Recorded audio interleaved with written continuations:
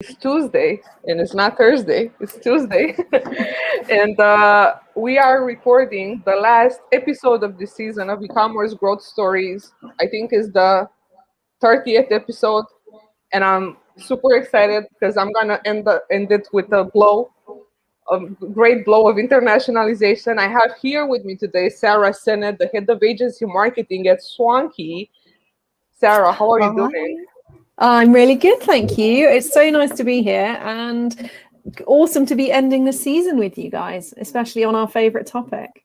Valentin, how do you feel Uh, ending this season of e-commerce growth stories? How do you feel today? I feel hot because I've just turned off the air conditioning, so that is not making noise. But besides that, I'm excited to finish this series. And Yeah. yeah, let's make it happen. Sarah, thank you for being today with us. Let us know how you've landed in the e-commerce space. Yeah, kind of by accident, part by a long road. So my first e-commerce experience was way back when I had a small stationery shop that was on a little WordPress instance with WooCommerce, and I was just happily nerding out with my love of all things paper and stationery because that's me. So that was many moons ago. And then in my digital marketing career, I have been at Swanky now for about 8 months or so. So yeah, still pretty new to the space. But I've been in agency land and client and in-house, all around the place in digital marketing roles. But yeah, I'm with Swanky for 8 months and just getting my head around a lot of what we're doing and a lot of our client work. And yeah, it's a wild ride. This year has just absolutely exploded for us. So we're on our own growth trajectory at the moment. That's super cool. I wanna ask you, for everyone that listens right now or watches this right now, and they don't know who Swanky. Tell us, what is Swanky Agency and what does Swanky do? Sure. Yeah. So Swanky is one of the first 3 Shopify Plus agencies in the UK. We're one of the top 3. And we build Shopify stores exclusively. And so we have a couple of different service propositions within that. We do obviously the build and migration. We also do growth services. So an existing brand on a platform could come to us and say, I just want you to do my growth. I just want you to do my digital marketing. Or we can go, full service. I want to migrate into Shopify. I want you to take my business to the next level. And that happens across our 2 locations in UK and Australia. And we are soon this year coming to France as well, which will be very exciting. Oh wow, that's awesome. Yeah. France is a very difficult market in e-commerce. Yeah, it's going to be really interesting. But we've seen an opportunity there, and we've got some good contacts, and we're really lucky that we have a diverse sense of the market, but also the staffing to match that. So we have quite a few French speakers in the business. I'm not one of them.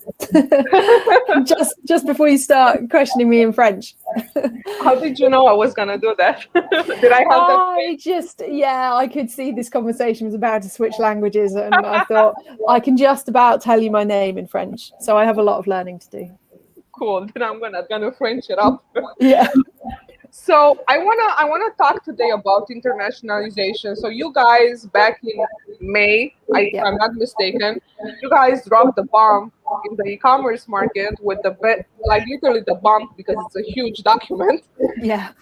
And you dropped this ebook about e-commerce internationalization, 101, 121, whatever you want to call it. But it's probably, I'm going to sound like Carlsberg right now, but it's probably the best piece on internationalization out there right now. So if you're listening to this on Apple or whatever, go in the episode notes and you will find this book on internationalization. You should download it and be grateful because it's very good. But just to start off in this conversation, tell me, Sarah, for anyone that's listening right now, how can you define internationalization in the e-commerce space? Yeah, sure.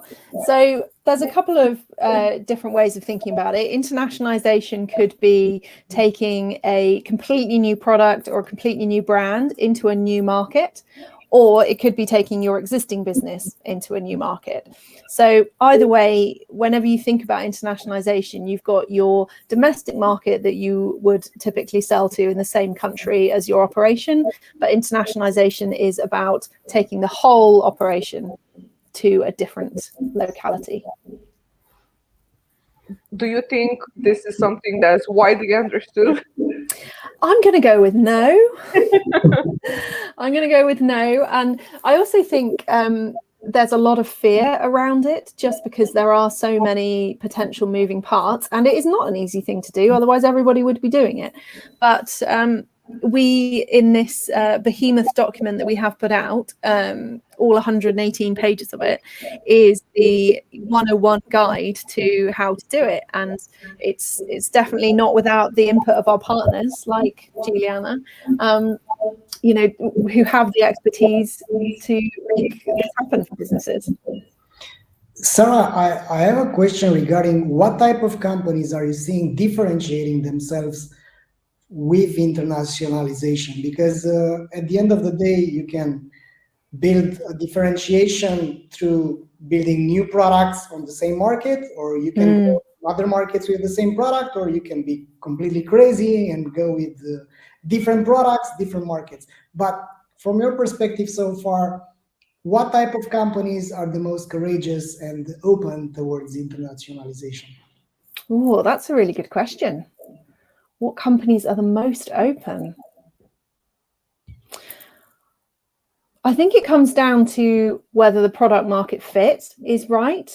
And if the research is there and the company has the intelligence to say that this will probably work, then, there is a platform there to be bold and to make the investment in trying to go international. I mean, there's no brands immediately springing to mind for me. I'm not referring to brands, but type Okay. of companies. Are there pure players or established companies? Or is there a pattern over there, or simply there are?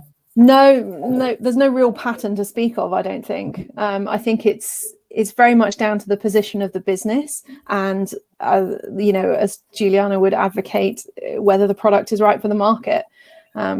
I think whatever intelligence any business had pre 18 months ago, you pretty much just have to discount, because we are living in a different world. Consumers are very different. Behaviors are very different.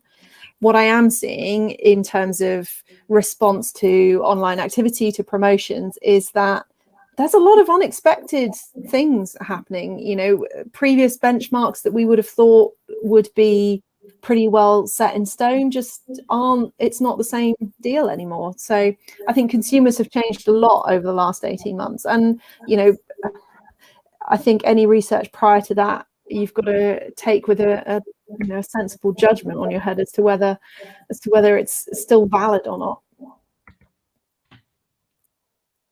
So let's say I'm an e-commerce brand. I'm a direct-to-consumer brand.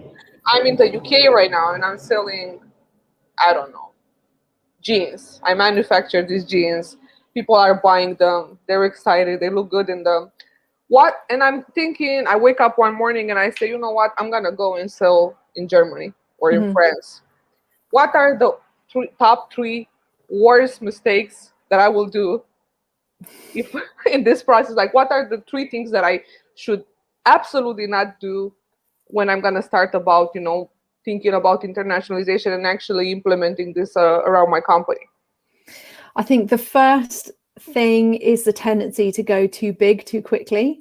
So you don't have to. The worst mistake would be to invest an absolute ton of money in an international operation before you've tested the market, before you've tested the infrastructure, before you've tested your marketing. So all of those jigsaw pieces that need to come together to work all cost money. So the first biggest mistake I would say that is going to set a business up for a fail is putting too much in up front. There are very simple ways to test a market and very accessible ways to test a market. So I would encourage that approach rather than the, go big or go home type style. I think the second biggest approach is not localizing for the market. Second biggest mistake, not localizing. So it might be, we know that a lot of marketing in Germany can go out in English because the propensity for Germans to speak English is quite high, but that's not going to lead to particularly strong brand engagement. So you definitely need to localize your content. Particularly, if you're a jeans manufacturer in the UK and you're talking about going to Germany and you've got in your marketing a lot of lifestyle photography, you're going to have to adapt that for the German market. The visuals are not going to look the same. The weather is not going to be the same, in parts of Germany anyway. Not localizing your content, and that includes local language as well. So you've got budget, you've got localization, and not getting your customer experience right is the other big no-no. So if you really want to grow a German market and you are a UK brand, you need to think about that end-to-end customer experience, and that includes fulfillment and shipping in particular. Customers don't necessarily want to wait for their products to be shipped from the UK, especially now that we're not part of the EU anymore, which is such a bummer, and we could talk about for hours on end. But so you've got to think about maybe taking on a fulfillment partner, and there's plenty of partners through Shopify that would allow merchants to do that on a relatively small scale. So I would say don't neglect your customer experience, because that is what is going to make or break your international efforts. I love it. So when is the right moment to go international? Like, when should you internationalize? Wow, that has a lot of it depends attached to it. I think the biggest factor in all of that is when you've maxed out your domestic market. If you're at the point where you're still exploring your domestic market, you've still got things you could test, you've still got other segments you could market to, I would say it's probably not going to be the best use of your resources to try internationalization at that point if you're still testing and learning in your domestic market. So I'd say make sure you've maxed out your opportunity in domestic. That would be my first thought. Yep, it makes perfect sense. And I remember I was reading in the ebook as well that at first, you don't want to risk going across the board if you don't fully own the market that you're in and understand it and know how it works. Otherwise, you're just gonna spread yourself all over the place, but you're not gonna get anywhere. Yeah, definitely. And it will affect the business financially. You've got to think about those bottom line figures. So if you aren't steadily performing and growing in your domestic market, then internationalization might be a drain that could destabilize your domestic operations. However, there are counterexamples as well. I remember that back in 2015, we worked with a brand which was in Bulgaria, which is a small country, and they've consciously decided to go on other markets because their market was simply too small for them. And worked out for them. They got into something like 11 countries. They've tested in all of them, like in the Czech Republic, in Poland, in Greece, in whatever. So they've just instead of growing their advertising budget on the local market, they've tested out in those 10 other different markets.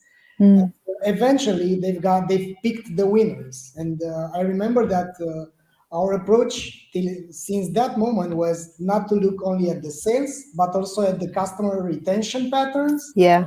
And also at the NPS. And by mixing things like we've analyzed all the market penetration by looking at how many inhabitants are in the Slovak Republic, how are in Serbia, in all of those countries. And at the end, they've consciously decided, because their products were the same, right? So they've got like 3,000 SKUs, they were selling fashion, and they've seen that the stickiness and the NPS was the decision factor. So eventually they've decided on which market to focus on their efforts in the next year by doing an algorithm between NPS, customer retention, and customer acquisition cost. And that eventually turned out very well for them, because if they would be staying into their homeland, there is this thing called the advertising fatigue. So they're not too much that you can do by adding another, I don't know, 20-40% in your advertising budget, but going on other countries. If the logistics can help you, it can be the winning direction. Yeah, definitely. That sounds like a really interesting project to have been a part of, testing 11 different markets. Did they stick in all 11 of them? No. They've closed. They've stayed like 6 months. They've closed 5 of the markets, and they've eventually they've stayed only in three different markets. Awesome. Unfortunately for them, eventually they got out of business because they were gamblers. So those crazy entrepreneurs, they've gambled something like I think 800,000 euro in a stock of goods. Wow. And the customer retention wasn't there. So mainly there is this balance between how much you afford to go. But they used to be brokers, and for them, right. But it was quite all right. I mean, in 3 years they've got 120 employees, and they shut out the business, and they've got to another chapter, and they are well now. I mean, it's like the entrepreneurship, right? Sometimes you win, sometimes you learn. The whole idea is to have fun. Yeah. Process. Yeah, absolutely. I love that phrase. Sometimes you win, sometimes you learn. I'm a big fan of that, because I don't think you ever fail unless you stop. Yeah, you fail if you think you failed, because eventually it's all in your mind. It's how you look at things, not the things in themselves. It's a game of perception, and winning and losing, it's all in our minds. And unfortunately, we are being taught since we are small kids that it's bad to make a mistake. However, the human race has evolved only thanks to mistaking. Yeah, absolutely. And as a marketer who enjoys testing things, you just can't be allergic to failure. It's so counterproductive when I meet somebody who has either come from a culture or they've been encouraged to only do things that are likely to succeed. Their imagination can be limited, because they're always worried about the end results. And I think you can't experiment like that. Yeah, it's eventually it's how much can you afford to bet. It's while you're aging, for instance, you can't work like when you were 20, right? So maybe when you I definitely feel that.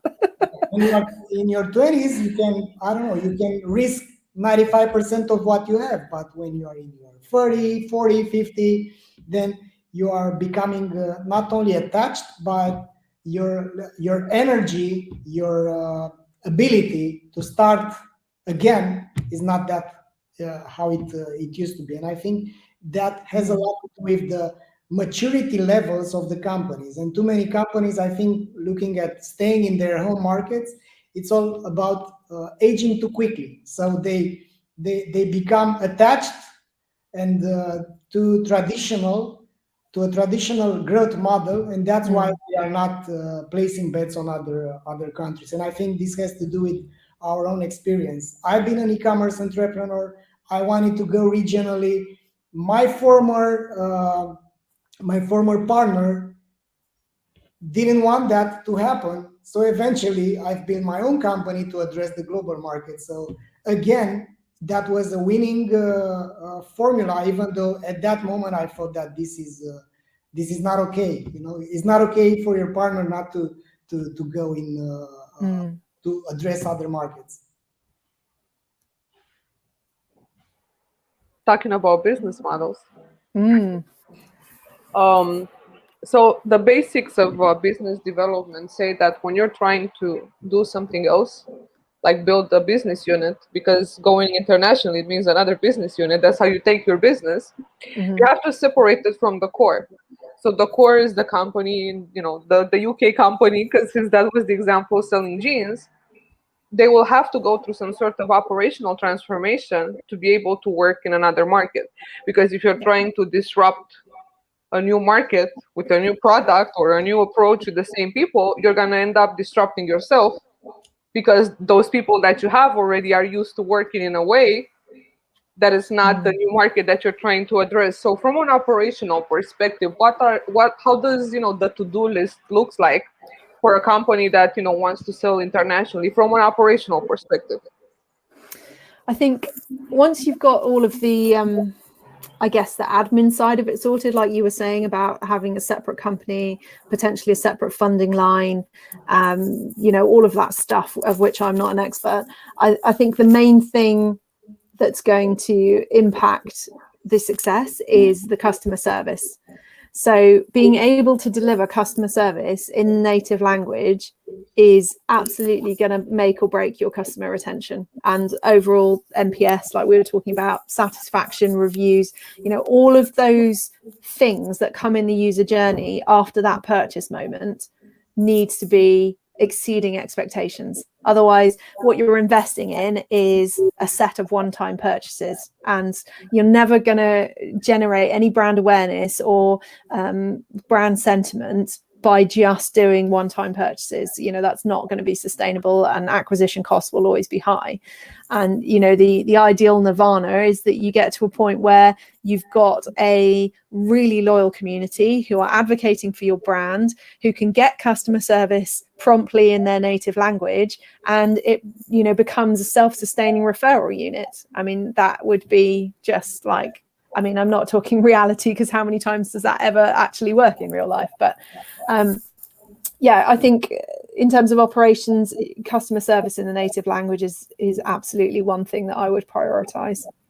You've obviously got to sort out things like fulfillment and shipping and packaging and all of those functional things. I'm not sure I understand. No, Siri's confused. I don't think you need to be part of this conversation, Siri. What was I saying? Oh yeah, so shipping and fulfillment, like all of those things are very functional, but from a brand perspective, the customer service experience is very emotional and is that next level of engagement. So I think that's really important. That would be top of my list. Yeah, I agree, and I think customer support is a very underlooked part of the business, even in local markets. It's always considered a cost center instead of a profit center, and that's absolutely. That's an argument that I always find really, really odd, thinking that customer support is a cost center, because it's really not. When you think about it as, for me as a marketer, I want to look at that whole end-to-end customer experience. And so it was like I was saying, everything that comes in that moment post-purchase, there's only so much that a marketer can do there. It's got to be about service and retention.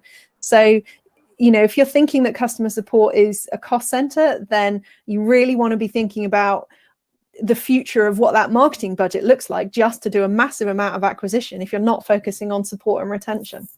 It just is a no-brainer to me. 100%. Like, we're speaking the same language, and the problem is that some brands are very inexperienced, and they take the customer support people just to get rid of customers and their complaints and so on. Like, they don't look at it as a productive channel to grow loyalty and build relationships. They just look at a channel like, okay, I gotta get rid of these people complaining about shipping times, or where's my orders. So if you just optimize that channel, forget about marketing, forget about any types of tactics and strategy. If you just do a decent customer support, that's a very good impact on your customer lifetime value and your customer retention. And I always like to mix the customer support part with the email marketing part, because there's some sneaky things you can do there that are only going to produce delight and a great customer experience. So getting out of the context of internationalization, let's talk about, so our sponsor Vitex sent me this question for you. Oh, exciting.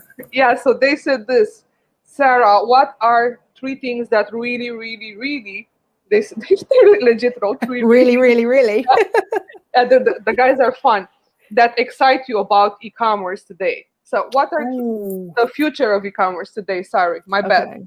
Cool. Well, 3 things that excite me about the future of e-commerce. I think one is the potential for future shopping experiences. So I'm really interested about how e-commerce and retail and the balance between clicks and bricks is going to change. I don't think, and this is entirely my opinion, but I don't think people are going to go into store for the same reasons that they used to. I think in the future, you're going to go into a store because you want to somehow connect with the brand. You want to feel what they're about. You maybe want to get hands-on with some of the products, but I don't think that is your purchase moment. I think the decision-making and the purchase moment is going to happen online. And, all the stats are saying that e-commerce isn't, we're never going to go back to pre-COVID levels. It's only going to go up from here. So if the store is playing a different role, then surely the e-commerce experience needs to up its game and play a different role. So I'm really interested to see what the online experiences are going to be like that are going to enable people to connect with products during that decision-making phase. And I think, we're right at the start of things like, image search and shop the look if you're thinking about fashion. I was on a call the other day with an app that you can just dump a photo of a product into the site and it will find all of the products that look similar, right down to the details of the buckles on the boots, if that's the bit you want to focus on, which I was just massively impressed with. And I think that's only the beginning. So that's one thing that really interests me. I think how we market to people, and what I mean by that is the data that we have available in order to market to people is going to be very different. I don't think there's going to be as much personalization in the pre-purchase part of the journey, because I think zero-party data is going to have to be where we get our personalization information from, which means by the time you're over the line and you've purchased, everything that we do in that retention journey is hopefully going to be where all the personalization sits, or where all the effective stuff sits anyway. So I'm really interested to see how that plays out. I think brands are going to have to get a lot more savvy about the data they collect at purchase and work out what is meaningful for the customer to provide at different points. So that's going to be fascinating for me as a marketer. I'm trying to think what my third slot could be, because I feel like I've got a list this big. You can leave it at 2, depends on you, but usually we like to see things in. You like to see things 3s or 5s, isn't it? Yeah, 3s exactly. or 5s. It's either 3 or 5. Yeah. I think, we're already seeing this, massive thing about unboxing, and it's been a thing for such a long time. But I think there's going to be a moment where brands will either win or lose depending on that moment when it arrives, when a product arrives at somebody's door. Because the reason that I say that is there's so many things that you can buy that are drop shipped, that are not sent directly from the retailer. And I think part of the experience, especially when you're making a purchase, maybe we're talking like luxury and above purchases. Maybe we're not talking about, buying shower gel from Amazon or whatever. But I think that moment, that unboxing moment, has a massive role to play. And the reason that I'm thinking about this is we're working with a brand at the moment that are a baby gear brand, and they have a whole team of experts who go on the training from the manufacturers to understand how kids' car seats work, and they're certified technicians, and they understand all of the gear. But having built this personal relationship with a potential buyer, they don't really then have an unboxing moment, because stuff, those things can be quite big. They're often shipped straight from the supplier. And I'm thinking there's got to be a moment there where, how cool would it be if you got a card from the person who you'd been talking to that says, I really hope your little one enjoys this car seat, or whatever. I love direct mail. I love direct mail. That's done really well. So I got a terrible piece of direct mail the other day, which still sticks in my mind. And it was only terrible just out of, it was just, it was something to do with. Let's call them out. It wasn't even a brand I can remember. It said important information about your conservatory. And I was like, well, you failed right away there, because I don't have a conservatory and neither does anybody else on my road. So, great. Well done with that. Good targeting. Yeah, exactly. Great targeting there, people. But no, I think direct mail done really well. And that unboxing moment is growing. Yeah. I love it, and I really believe in zero-party data as well, and I believe in acquiring and retaining from the start, because if you manage to collect enough data, I don't know did I press something? Is it me? No. I don't I know I know. was hearing something. Okay, so what I'm saying is that, yeah, I think you should start acquiring customers and retaining customers from the start, from the first interaction with the brand, and all that zero-party data that you collect pre-purchase can really define the whole customer journey, and you can collect data about potential customer lifetime value. There's so many things you can do right now, some of them are old, just rediscovered, and some of them are cool ways to look at all things, new ways to look at all things that can really help you stand out in the crowd. Yeah. Cool. Yeah, I like it. I like it. Valentin, before I ask my last question, do you want to ask Sarah something? Sarah, tell me about why do you love e-commerce at this particular moment? What's the reason behind staying in this industry? I think it is a land of opportunity right now.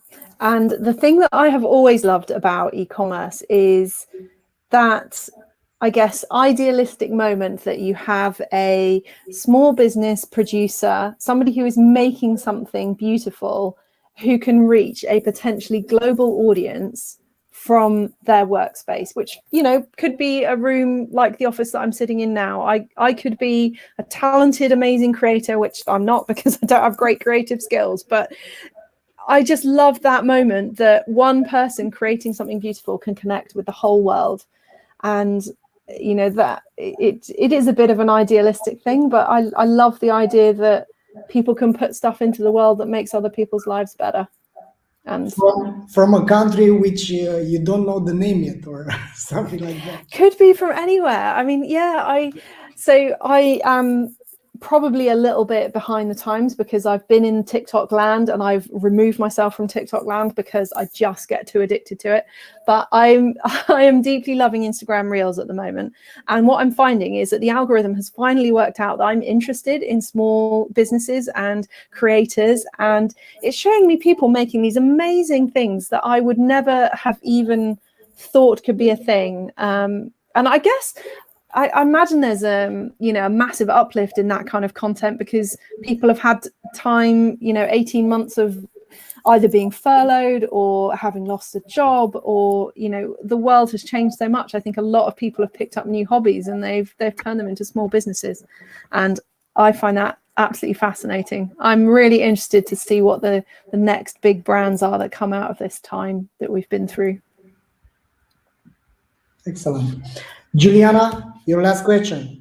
My last question is this: what did Swanky discovered that makes them better than other agencies that do the same thing? What's the secret that Swanky has that makes them different than anyone else? The secret sauce. What's the secret? I mean, don't the give me the Swanky secret recipe. sauce. No, Don't give me the recipe, but tell me what makes you stand out next to so many agencies. I would have to say it's the combination of the people and the expertise, which on itself doesn't sound very unique, but our team has and I'm continually amazed at the level and depth of expertise that our frontline delivery team has, whether we're talking about CRO or our digital marketers or our developers. The passion for delivering excellence and breaking the barrier and breaking the mold each time just amazes me. And that's partly why I joined, and also because I'm super proud to be marketing an agency that I think is doing really spectacular things. So yeah, I think it's a combination of people and experience. I love that. So how can people find you? I mean, Swanky, it's easy. I'll tell the website right now. It's swankyagency.com. And you will find that link in the episode notes. But how can people find you, Sarah? I think you're doing a podcast too, if I remember right. Are you still doing your podcast? I am. I'm on a little bit of a break at the moment, but my podcast is called the Marketing Mindset Club. And the idea is that I am helping lone marketers or new marketers or anybody who's in need of a bit of a refresh, get some mindset and tactical skill coaching. So I'm also sort of using it as a development exercise for me because I'm really interested in mentoring other folks and helping marketers do a better job. So yeah, that's the podcast, or you can find me on LinkedIn That's probably the Cool. best place. I have completely fallen out of love with Twitter, so don't tweet me because I'm not on there anymore. I know the feeling. I cannot make anything out of Twitter. LinkedIn is the only, I used to absolutely love it, and I think I just have developed a bit of a falling out with it. But there's too much going on there, man. Like I yeah, cannot keep up with it anymore. So I definitely feel it. Sarah, Yeah. thank you so much for being here. If you want to connect to Sarah, get the ebook, listen to the podcast, you'll find all these links in the episode notes. Valentin, what are your last words on this last episode of e-commerce growth stories? Guys, you can make it happen. Just believe in your future and stay focused on what really matters to you. Cool. Well, thank you so much, Sarah. It was awesome ending this with you. Big shout to our sponsor, VTEX. That's VTEX.com. Check these guys out. And I'll see you on a new adventure very soon. It's to be continued. It's been absolutely awesome to end the series with you guys. Thank you so much for having me. Thank you. Thank you, Sarah. Bye, Bye, everyone. everyone.